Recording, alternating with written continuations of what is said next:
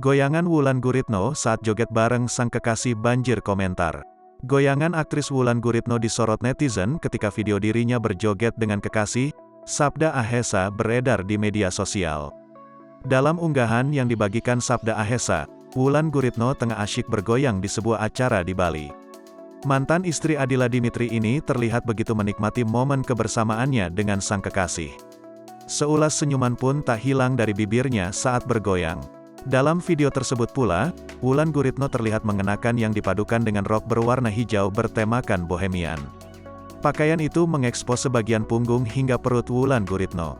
Dengan pakaian seksi itu, Ibunda Shalom Razat ini juga mengeluarkan beberapa goyangan di depan Sabda Ahesa. Long awaited first at Disco Africa official experience and it did not disappoint, Unmacet VB, tulis pria 26 tahun. Unggahan Sabda Ahesa itu pun langsung dibanjiri dengan beragam komentar netizen. Banyak yang salah fokus dengan tubuh seksi Wulan Guritno.